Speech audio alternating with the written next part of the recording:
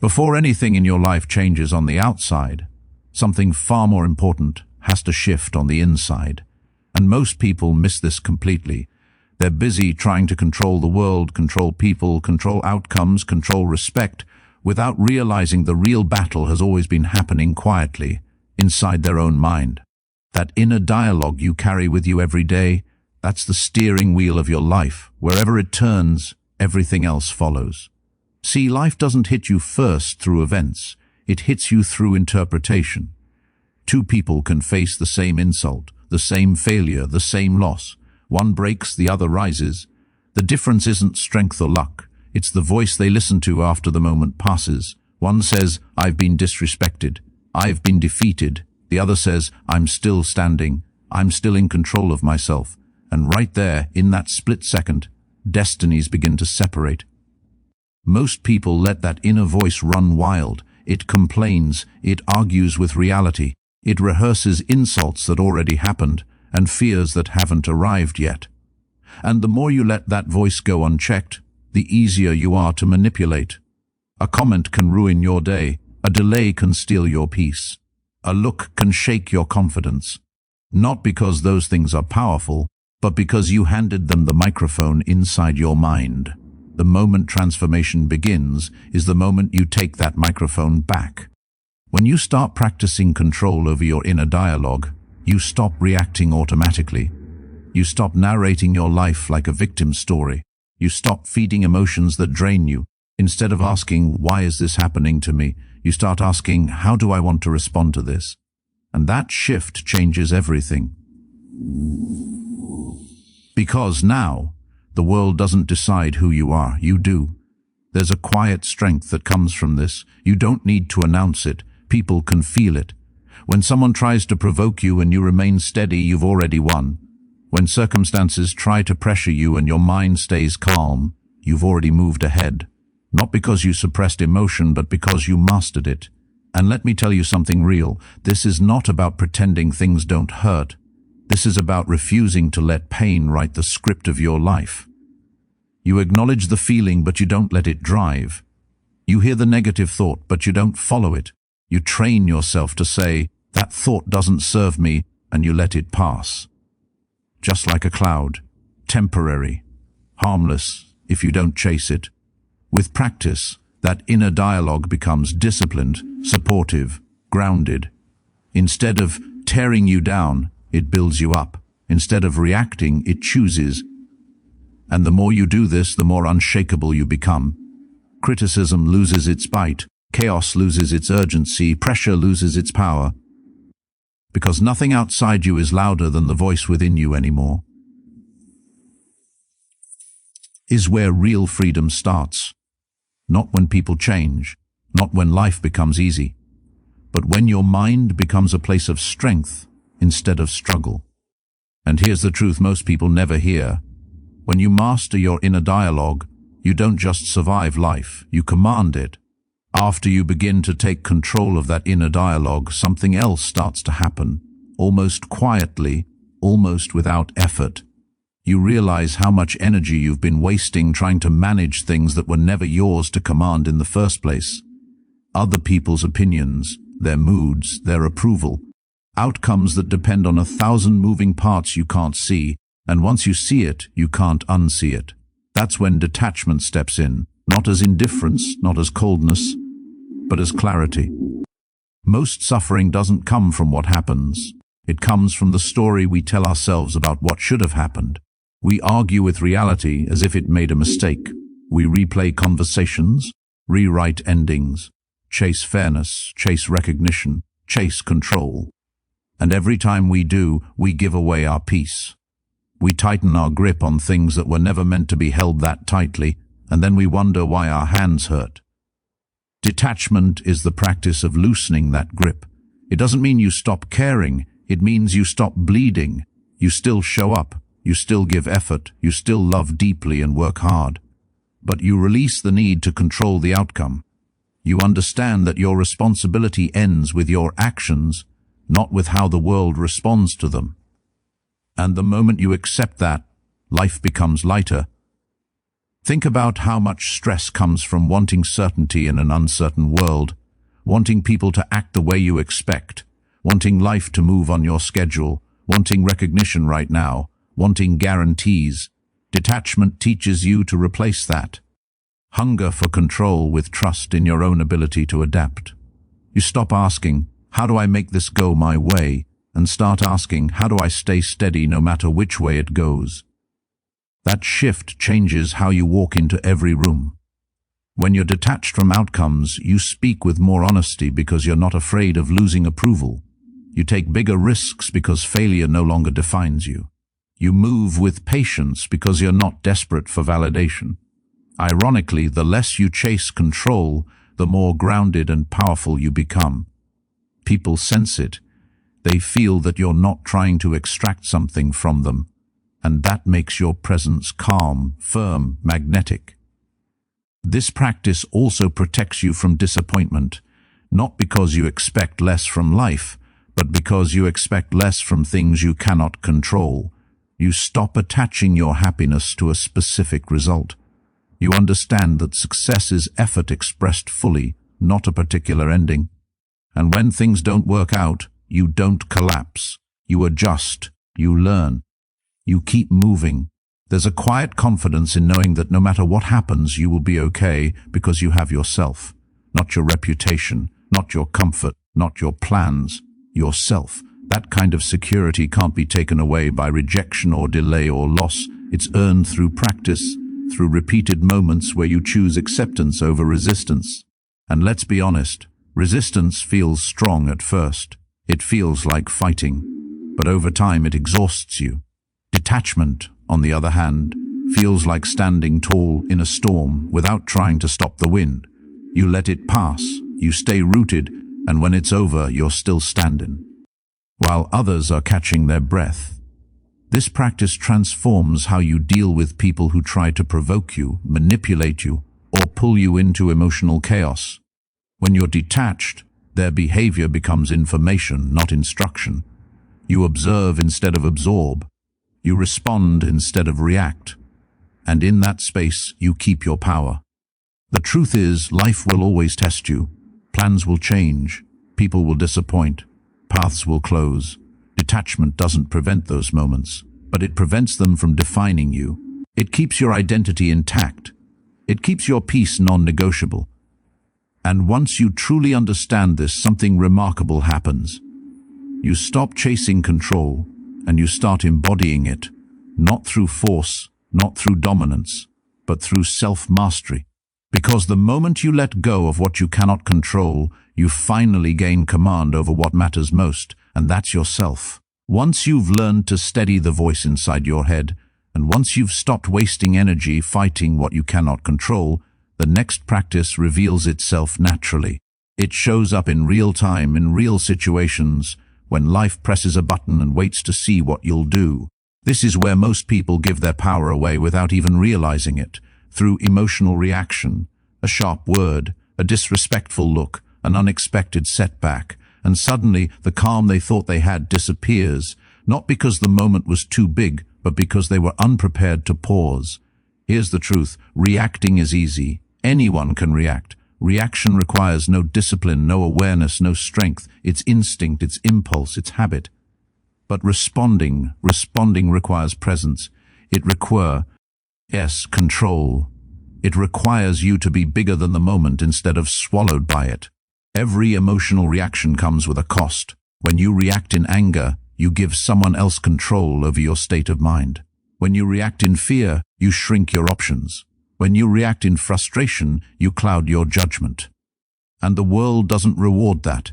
It exploits it. People who can predict your reactions can predict your moves. And people who can predict your moves can influence your outcomes. That's why calm is not weakness. Calm is strategy. When pressure hits and you don't immediately respond, something powerful happens. Space opens up. In that space, you see more clearly. You hear what's actually being said, not just what triggered you. You notice tone, timing, intention. You gain information while others lose control. And that advantage compounds. Think about how many arguments could have ended differently if someone paused for just 3 seconds. How many decisions would have been wiser if emotion wasn't driving the wheel? How many doors closed because someone spoke from heat instead of clarity? Calm doesn't mean you don't feel anything. It means your feelings don't run the show. This practice changes the way people experience you. When others raise their voice and you lower yours, the room shifts.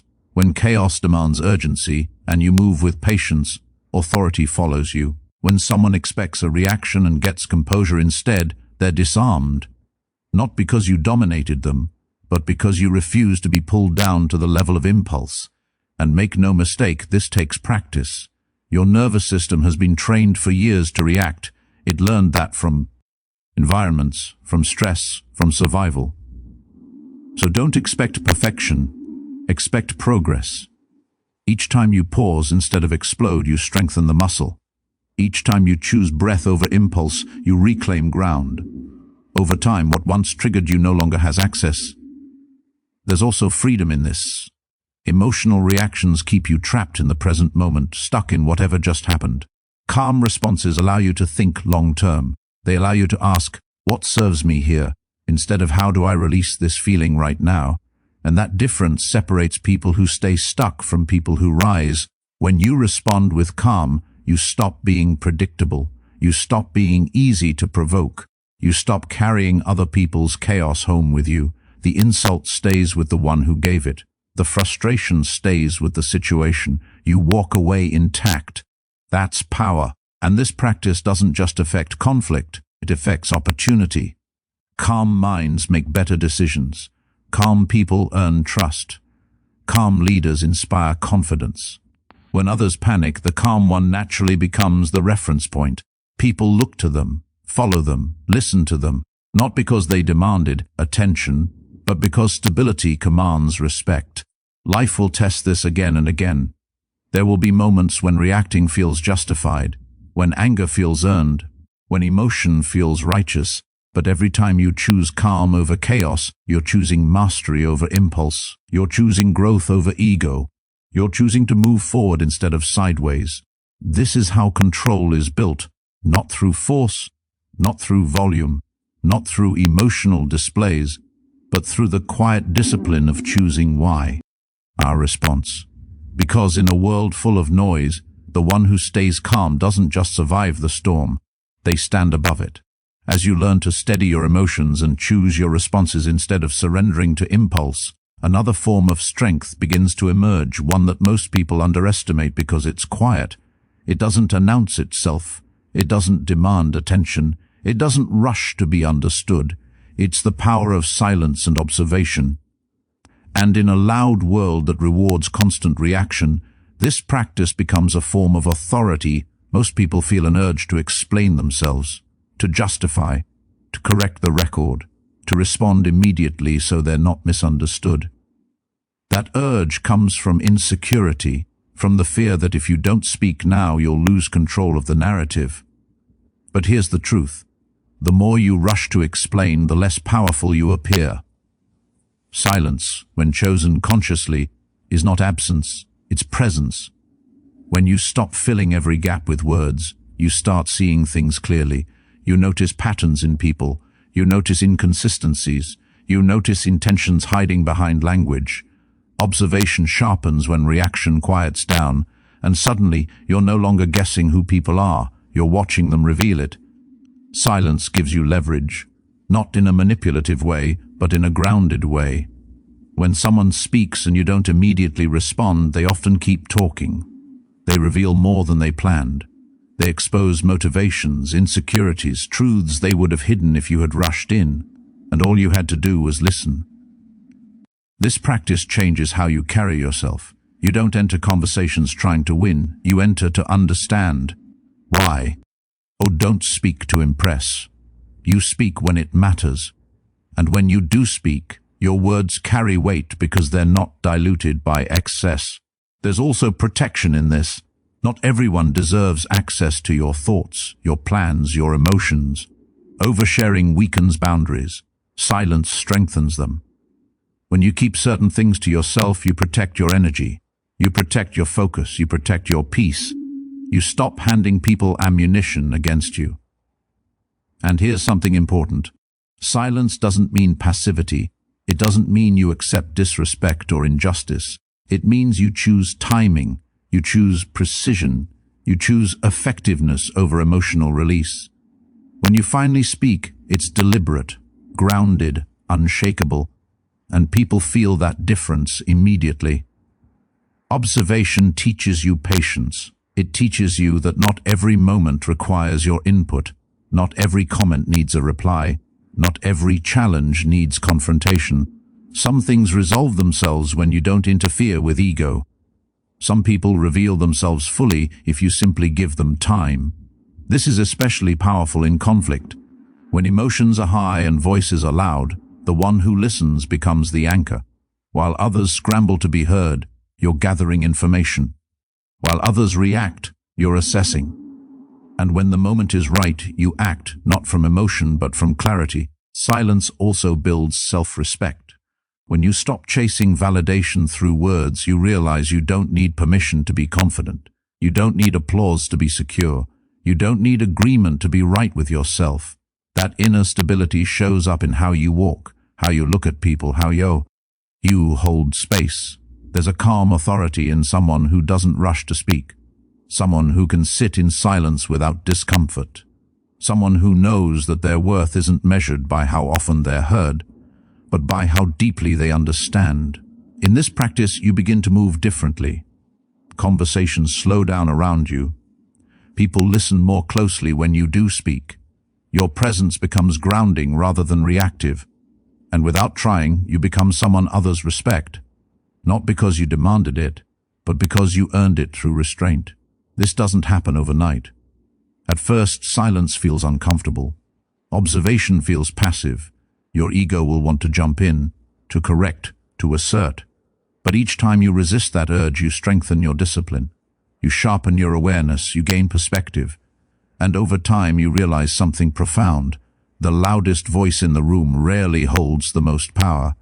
The one who sees clearly does. When you master silence and observation, you stop wasting energy on noise and start moving with intention.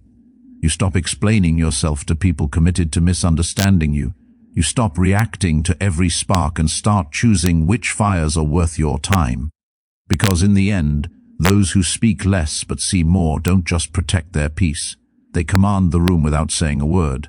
By the time you've learned to master your inner dialogue, release what you cannot control, choose calm over reaction, and move with silence and observation, life does something interesting. It raises the difficulty level, not to punish you but to refine you, because strength that hasn't been tested is just theory.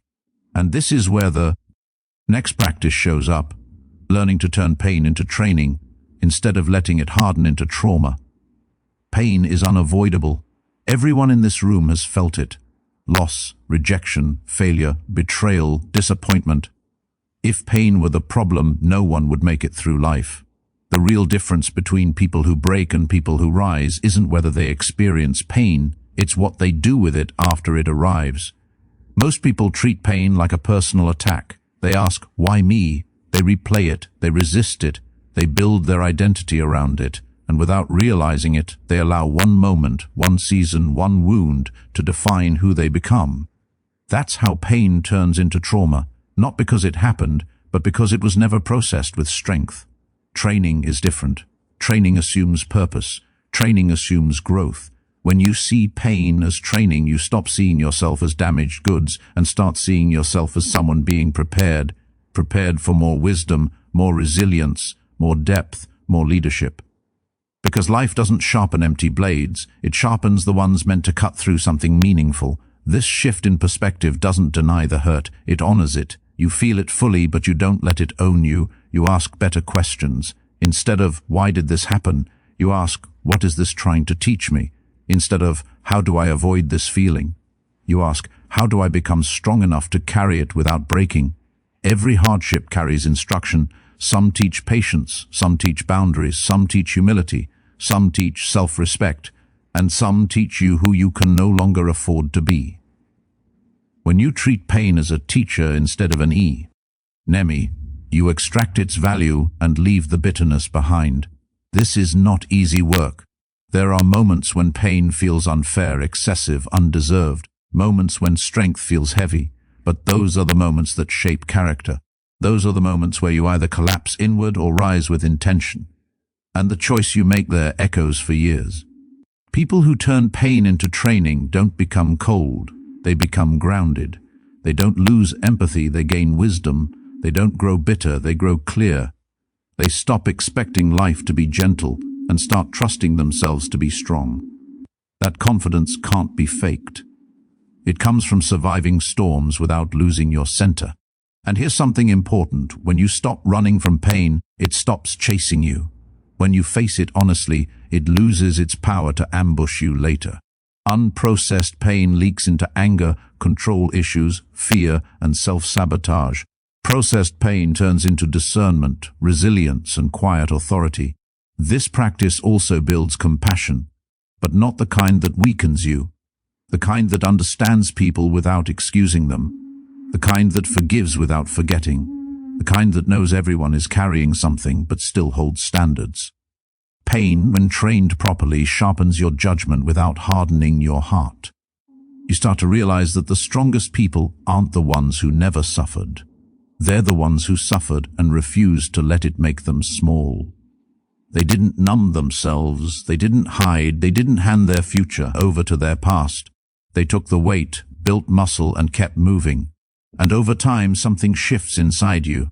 The things that once you've broken you now barely shake you. Not because you're emotionless, but because you're seasoned. You've been there before. You know you can survive discomfort. You know pain is temporary, but character is permanent. Life will still test you. That doesn't stop. But now, when hardship shows up, it doesn't scare you the same way. You don't panic. You don't collapse. You square your shoulders and say, I've trained for this. And that mindset alone changes the outcome. Because pain is either a wound that keeps reopening or a weight that makes you stronger. And the moment you choose to train instead of bleed, life stops breaking you and starts building you. After everything you've practiced, mastering the inner voice, releasing control over what was never yours, choosing calm instead of reaction, moving with silence and awareness, turning pain into strength, there's one final discipline that holds it all together. Without this, everything else becomes temporary. This is where transformation stops being a phase and becomes a way of life. It's the decision to live by principle, not by mood. Moods are unstable. They rise and fall with sleep, stress, weather, words, and circumstances. If your life is guided by how you feel in the moment, then your direction will change every day. One good morning and you're disciplined. One bad interaction and you abandon everything you believe in. That's not freedom, that's emotional dependence. And the world will pull you in 1,000 directions if you let it. Principles are different. Principles don't negotiate with discomfort. They don't wait for motivation. They don't need applause or approval. They're quiet, firm, and consistent. When you live by principle, you don't ask, what do I feel like doing today? You ask, what kind of person do I choose to be, regardless of how I feel? That question changes everything. Discipline stops feeling like punishment and starts feeling like self-respect. You show up when it's hard. You keep your word when it would be easier to break it. You stay calm when emotion wants to take over. You walk away from what doesn't. Ali. GN. Even when it's tempting. Not because it feels good, but because it's right for the person you are becoming. This is where most people fall off. They mistake motivation for commitment. Motivation is emotional. It comes and goes. Commitment is principled. It stays. The people who transform their lives don't feel strong every day. They don't feel confident every day. They don't feel inspired every day. But they act in alignment every day. And that consistency compounds into power.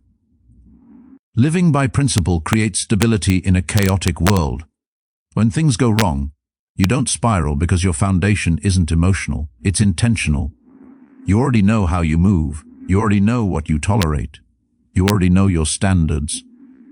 That clarity removes confusion. And where there is clarity, there is peace. This practice also changes how others experience you. People trust those who are consistent. They respect those who don't shift with every mood or trend. They feel safe around someone whose values don't disappear under pressure. You become predictable in the best way, steady, grounded, reliable, not rigid but rooted. There will be days when your mood begs you to quit, days when excuses sound reasonable, days when shortcuts look attractive. That's when principle steps in and says, "We don't do that," not harshly, calmly, firmly, and you listen, not because you're afraid, but because you respect yourself too much to betray your own standards. Over time, something powerful happens. Your emotions begin to follow your discipline instead of leading it. Confidence grows, not from hype, but from proof. Proof that you can trust yourself. Proof that you don't collapse under disco. Effort. Proof that your word means something, even to yourself. This is how self-mastery becomes permanent. Not through intensity, but through alignment. Not through bursts of effort, but through daily integrity. You stop chasing transformation because you are living it. And here's the quiet reward. When you live by principle, life stops feeling chaotic. Even in uncertainty, you feel centered. Even in pressure, you feel composed. Even in challenge, you feel capable. Because your identity is no longer tied to how you feel. It's anchored in who you are. That's when everything truly changes. Not overnight, not loudly, but completely. Because the moment you stop letting moods run your life and start letting principles lead it, you don't just improve your circumstances, you become unshakable.